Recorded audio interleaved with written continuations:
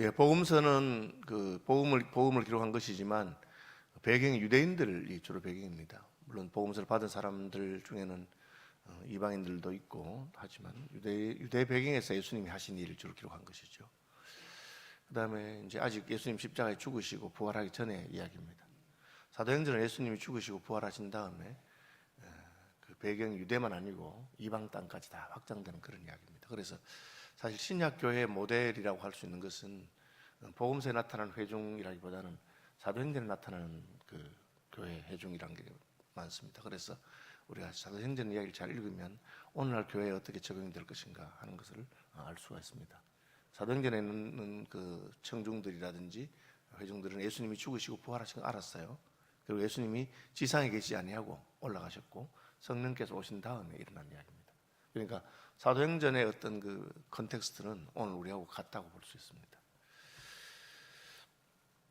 구시 기도 시간에 베드로와 요한이 성전에 올라갔다 그렇게 되어 있습니다. 아직까지 성전이 무너지기 전이기 때문에 베드로와 요한은 성전에 기도하러 올라갔다. 그럼 우리도 성전에 올라가야 되느냐?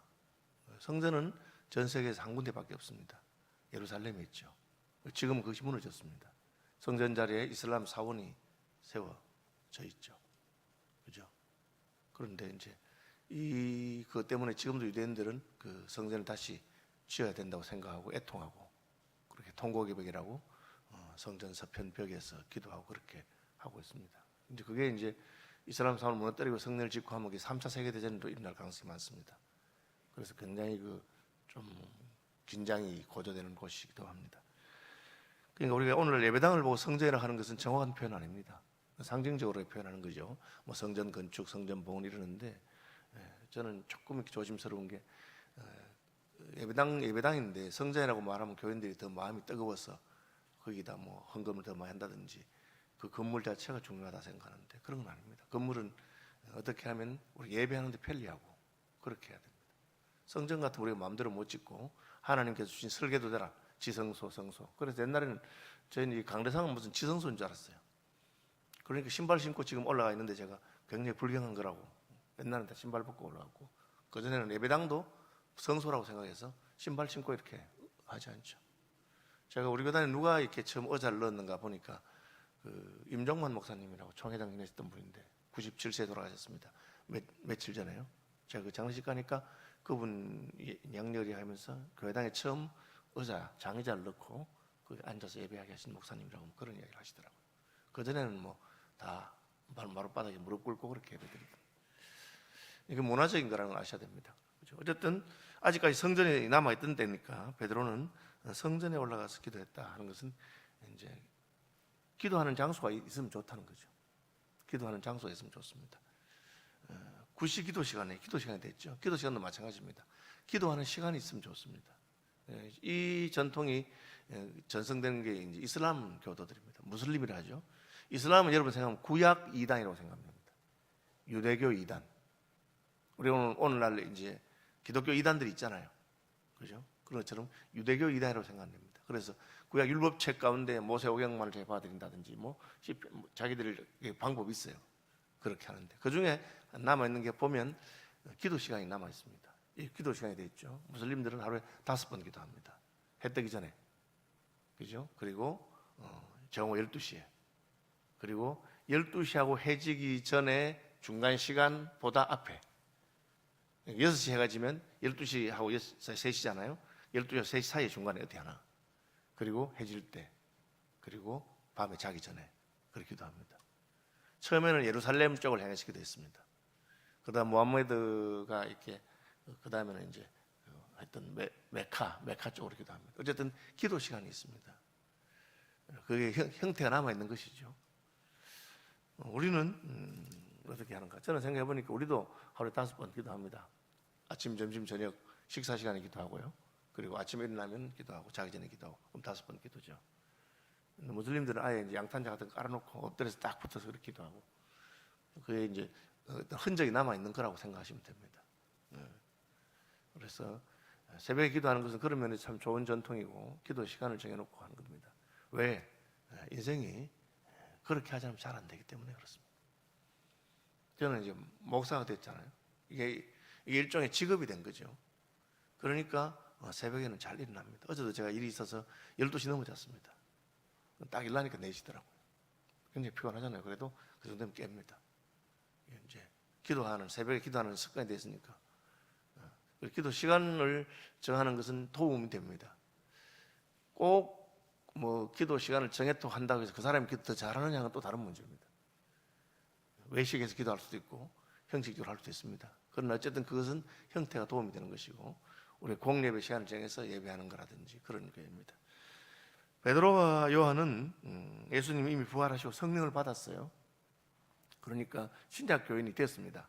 그래도 기도 시간이 있어서 기도하러 올라갔습니다.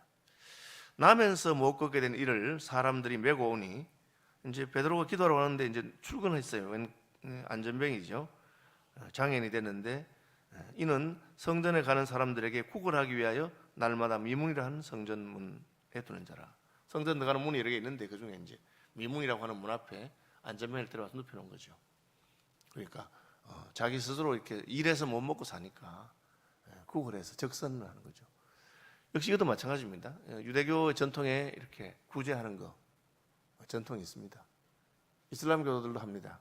자기 수입의 몇 프로를 구제를 해야 된다. 그렇게 합니다.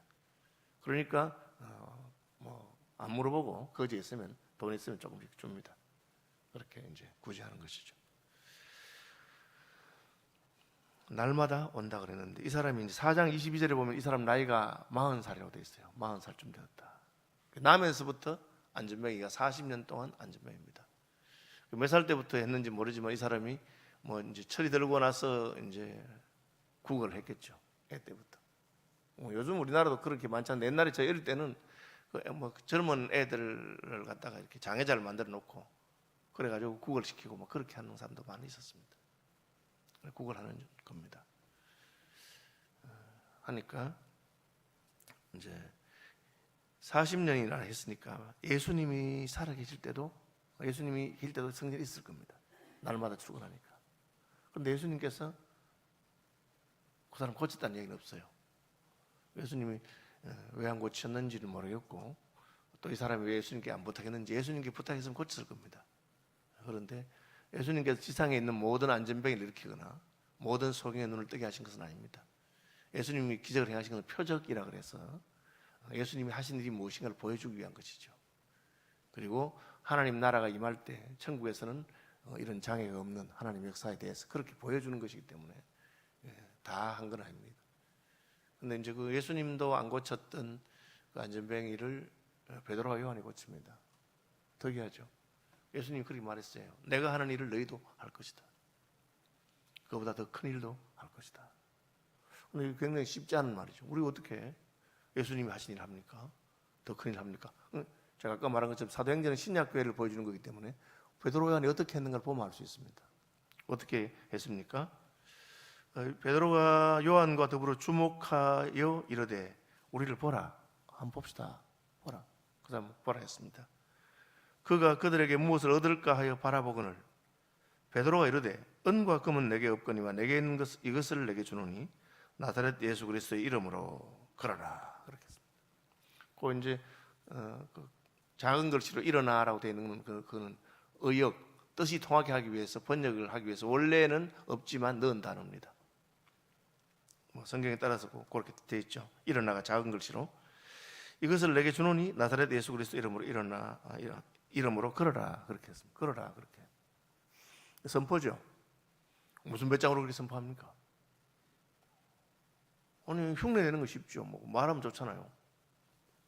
나을지어다. 나사렛 예수 그리스도 이름을 명하노니 귀신아 나가라. 걸어라. 나을지어다. 그죠? 근데 해도 안 되면 어떻게 하겠어요? 베드로는 무슨 배짱으로 걸어라 그렇게 했느냐 그 말이에요. 이 흉내 내신 분이 있습니다. 김익두 목사님이라고. 평양에 깡패였다가 예수 믿고 은혜를 많이 받았습니다. 이분이 사도행전 이 말씀 보니까 너무 마음에 감동이 돼가지고 야 나도 그러면 좋겠다. 그래서 그 당시 평양에 다리 밑에서 구걸하던 안전병이 있었습니다. 안전병이 찾아가서 안전병이 똑같이 무슨 돈 주는가 싶어서 이렇게 하니까 이거 그대로 했습니다. 은과 금은 내게 없거니와 내게 있는 것으로 내게 주노니 나사렛 예수 그리스도 이름으로 일어나 걸어라 하고 딱 잡고 당겼는데 앉은 채로 그대로 들러 올라왔습니다. 그 나와버리니까 이 사람이 완전히 그냥 뭐 안전병에 살리라고 막 얼굴이 화끈해 부끄러워가지고 도망갔습니다. 교회당 가서 너무 화가 나는 거예요. 아니 하나님 이렇게 사람을 차별할 수 있나? 왜 베드로는 되고 난 안 됩니까? 누구는 무슨 뭐 하고 누구는 안 하냐고. 그래 하나님께 받기도 했는데 하나님 두 가지를 자기에게 알려주셨다 합니다. 하나는 첫째, 너 그때 왜 주위를 두리두리 살피고 사람 없을 때 들었느냐? 그건 자기도 확신이 없는 거죠. 그러니까 이게 너 믿음도 없으면서 왜 남 하는 거 한번 괜히 흉내 내봤느냐? 두 번째는 너 왜 그 사람 보고 일어나라 했느냐? 그때 이제 김익동 두 가지를 깨달았어요. 첫째, 내 믿음이 없구나. 두 번째는 내가 진짜 그 사람을 불쌍히 여기고 사랑하는 마음이 있는 게 아니구나. 나를 위해서 내가 한번 능력을 보이고 싶어서 해본 거구나. 그렇게 깨달았습니다. 그래서 그 분을 다시 찾아갑니다. 다시 찾아가 이 사람 아까 그 사람이 또 오거든요. 그러니까 동네가 안 좋아서 오니까 들지만 마라 이러는데 그분을 업고 예배당에 갑니다. 예배당에 가서 자기가 그분을 위해서 수발을 들면서 식사 수발을 들고 몸 수발을 들면서 일주일 동안 교회당에서 철야 금식하면서 기도합니다. 하나님 제게 능력을 주시고 저를 불쌍히 여기시고. 그리고 일주일 만에 그 안전병이 일어났어요. 그때부터 김익두 목사님에게 능력이 나타나기 시작했습니다. 복음을 전하면 능력이 나타나는 거죠.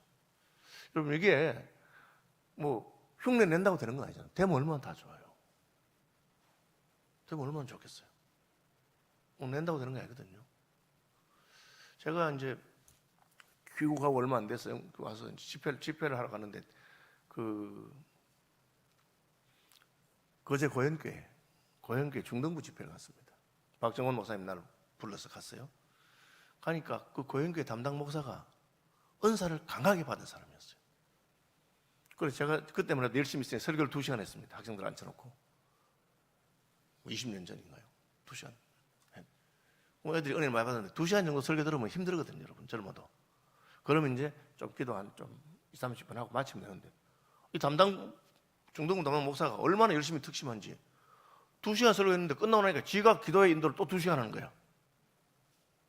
그럼 좋다고 할 수 있고 걱정됩니다. 왜 내일 아침에 일어나서 해야 되는데 애들 너무 진을 뿌리면 안 좋잖아요. 그래서 제가 이 부목사 대단하다.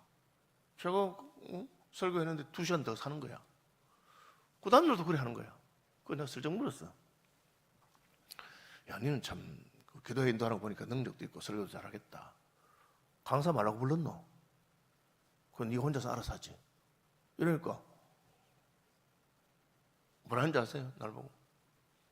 사실 저는 부르고 싶은 마음이 없었습니다. 이러는 거예요. 내가 뜬금하더라고. 지는 그냥 지가 하면 잘하는데 나를 부른 거야. 왜 불렀노? 이러니까 다임 목사님, 권 목사님 부르면서 불렀으면 이러는 거야. 그래 아차 싶더라고. 아차 이거 봐라 이거. 그래서 그 다음날 우리 박정원 목사가 죽방염 멸치라고 멸치회인가 그 사주로 강사라고 왔어. 그 내가 살짝 불러 물어봤어. 야 박 목사, 너 저 중동부 담당하는 그 목사 왜 댕겨? 이러니까 조금 남지? 이러는 거야. 넘친다는 거야. 여러분 모자라는 것도 문제예요. 남는 것도 문제예요. 조금 남지. 그래서 걔가 은사를 받아가지고 중동부 사역하는데 막 능력이 나타난다는 거예요. 찬양 인도하는데 앞에 인도하는 팀 세워놓고 지가 뒤에서 막 탁 이러면 애들 다 자빠졌다. 그러니까 막 애들이 막 목사님 좋아서 어쩔 줄 모르고 자빠뜨리고 하니까 그런다는 거예요.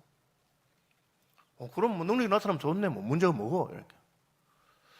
그래 그게 좋기도 한데 또 교회가 시끄럽고 문제가 있다는 거예요. 그래서 권 목사님 불렀다는 거예요. 알았다. 그래서 마지막 날에 이제 기도회 그때는 제가 설교 마치고 일찍 안 나가고 끝까지 남아 있었습니다. 아니야 다를까 마지막 날도 제 설교 끝나고 나니까 막 붙들고 막 2시간 동안 하는 거예요. 그러더니 막판에 이제 막 잡아떨려. 애들 다 세워놓고 안수를 하기 시작합니다. 탁탁 안수하는데 진짜 안수하는 게 애들이 쫙쫙 자빠지는 거예요. 여러분 문제는 뭐냐면 이 강사가 뭐 하는데 다 자빠지면 아무 문제 없어요. 너도 나도 다 자빠졌는데 뭐 무슨 문제가 있겠어. 나도 자빠지고 쟤도 자빠졌는데 문제는 자빠지는 놈도 있고 안 자빠지는 놈도 있어. 그럼 교회 시험 드는 거예요.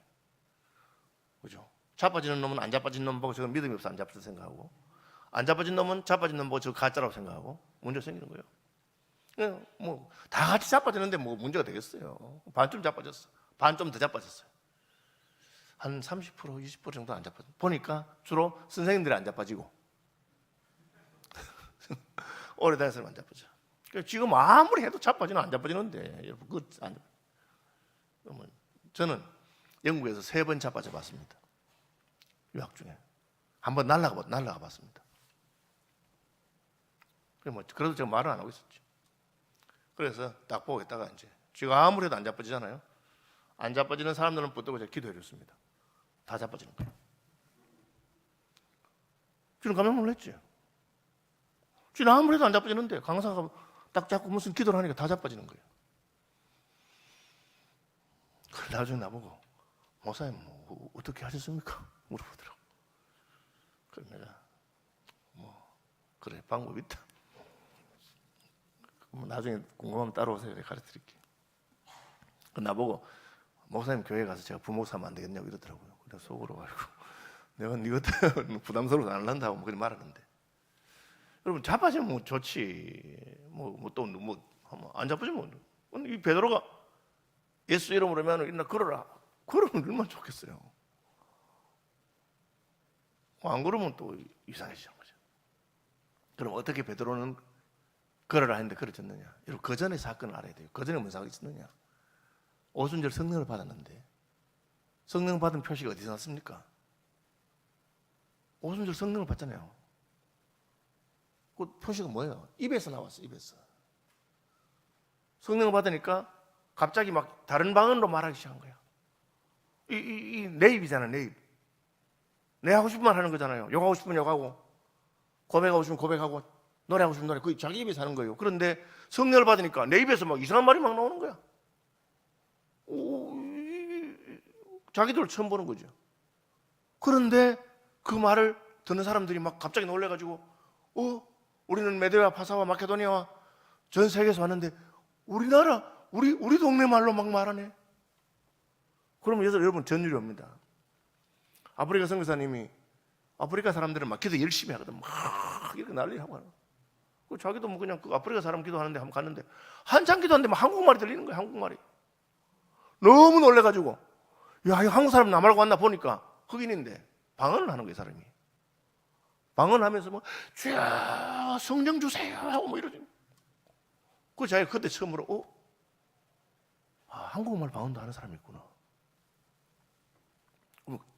여러분 그때는 가슴이 찌릿하죠. 야, 뭐 이런 일이 있나. 하나님께 진짜 역사하시는가 보다. 이렇게. 이 베드로가 그렇게 선포할 수 있는 것은 하나님께서 그 입술을 주장했기 때문에 그럽니다. 그러니까 여러분 괜히 흉내 내야 되는 게 아니에요. 흉내 내면은 대도 안 하고 남은 창피하고 그런 거예요. 하나님께서 하실 때는 제가 아까 말했죠. 그 능력받은 부목사가 아무리 해도 안 되는데 제가 가서 딱 붙들고 기도해주면 바로 다 자빠져 버려요. 저는 자빠뜨리는 사람 아닙니다. 아시잖아. 우리 교회에서 제가 언제 뭐 자빠뜨립니까? 그런 거 안 해요.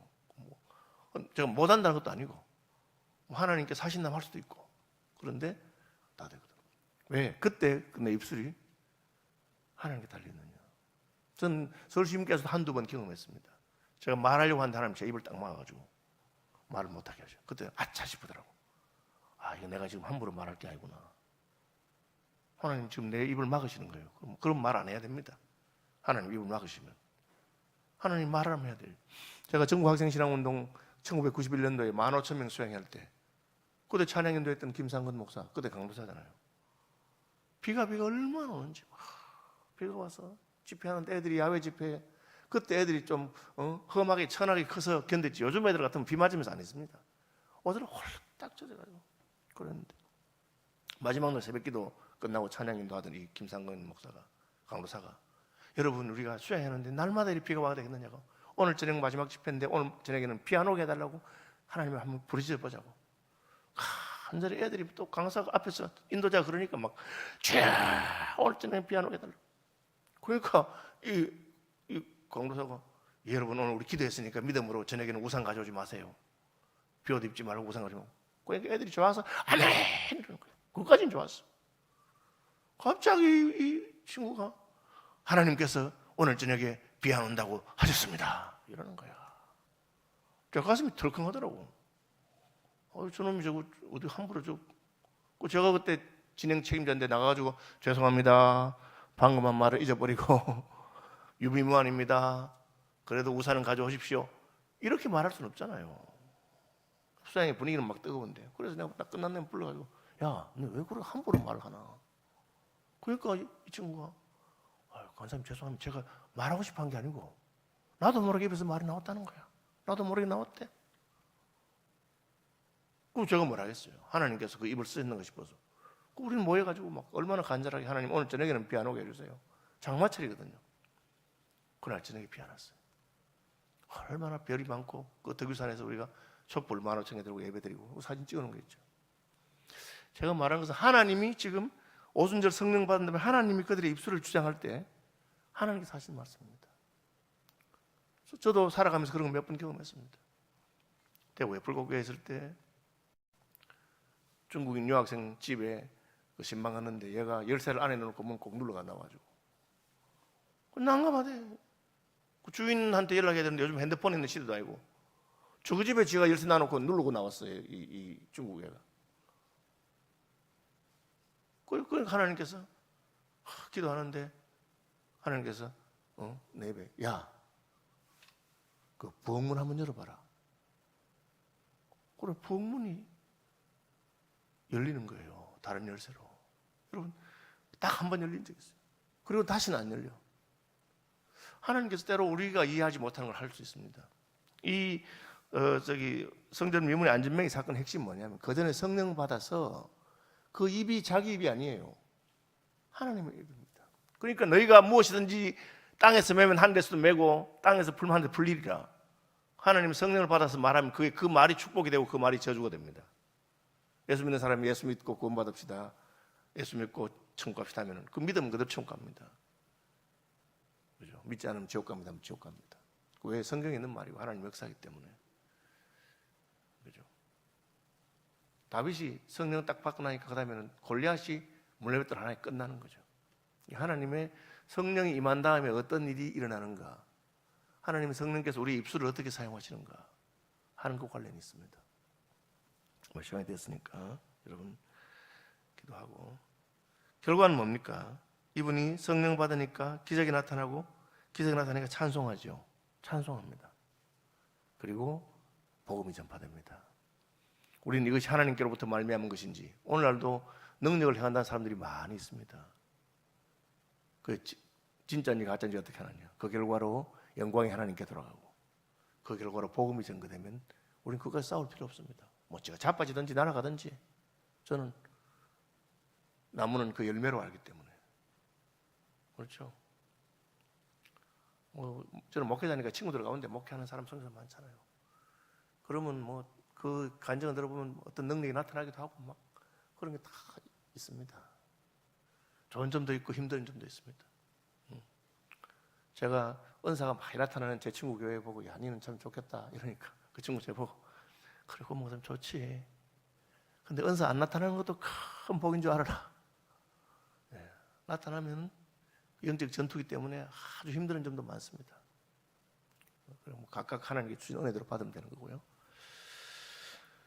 네, 오늘부터 우리 안수집사 권사 피택자 교육 시작하는데 어쨌든 저를 위해서도 기도해 주시고 제가 이제 바쁘잖아요 요즘 그죠. 근데 장로 피택자, 권사 피택자, 집사 피택자 교육도 해야 되고 하니까 잘해야 되는 건데 기도해 주시기 바랍니다. 주기도만 합니다. 하늘에 계신 우리 아버지, 아버지의 이름을 거룩하게 하시며 아버지의 나라가 오게 하시며 아버지의 뜻이 하늘에서와 같이 땅에서도 이루어지게 하소서. 오늘 우리에게 일용할 양식을 주시고 우리가 우리에게 잘못한 사람들을 용서하여 준 것 같이 우리 죄를 용서하여 주시고 우리를 시험에 빠지지 않게 하시고 악에서 구하소서.